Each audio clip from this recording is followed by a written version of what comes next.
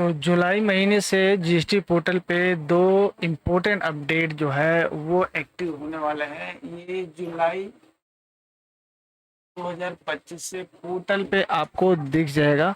दोनों बहुत ही important update है। कौन है? सबसे पहला जो है जीएसटीआर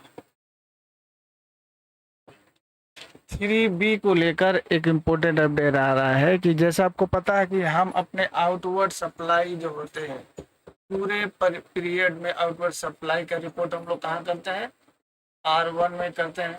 वो लाइबिलिटी जो है जीएसटीआर 3B के टेबल 3.1 में रिफ्लेक्ट करता है। तो अभी तक क्या होता था, ये जो टेबल 3.1 था वो एडिटेबल हुआ करता था। क्या होता था? एडिटेबल, यानी कि आप उसे एडिट कर पाते थे। लेकिन अभी क्या है, जुलाई ऑनवर्ड्स, जुलाई 2025 का जो रिटर्न पीरियड होगा, रिटर्न पीरियड, उस पीरियड से अब ये एडिटेबल फीड जो है वो अब हो जाएगा नॉन एडिटेबल। यानी कि अब इसे आप एडिट नहीं करने पाएंगे। अब ये जो टेबल है 3.1 वो आपका हो जाएगा फ्रीज।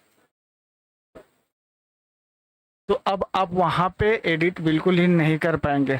अब यहाँ पे दूसरा एक सवाल आता है कि सर जी, अब मान लीजिए कोई इनवॉइस है जिसका हम लोग रिपोर्टिंग अपने R1 में कर चुके हैं, लेकिन ये उसमें कुछ गलती हो गई है। अब इस गलती को कैसे सुधारेंगे? तो इस गलती को हम लोग सुधार देंगे।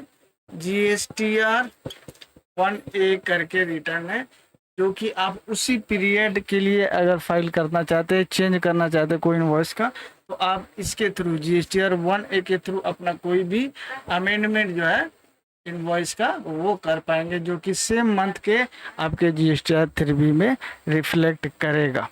और दूसरा जो चेंज है वो है हमारा, आपका जैसे पता है कि GSTR 3B में टेबल 12 एंड टेबल 13।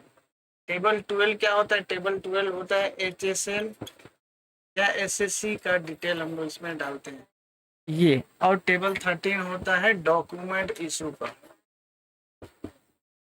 तो ये टेबल 12 और टेबल 13 ये दोनों जो है वो मैंडेटरी होने वाले हैं। यानी कि ये भी आपका जुलाई 25 के पीरियड से ऑनवर्ड्स ये चेंजेस आपको देखने वाले हैं। तो ये दो चेंजेस मेजर चेंजेस है। ये आपका हो गया पहला और ये हो गया दूसरा, जो आपके जुलाई मंथ के रिटर्न से एक्टिव होने वाले हैं।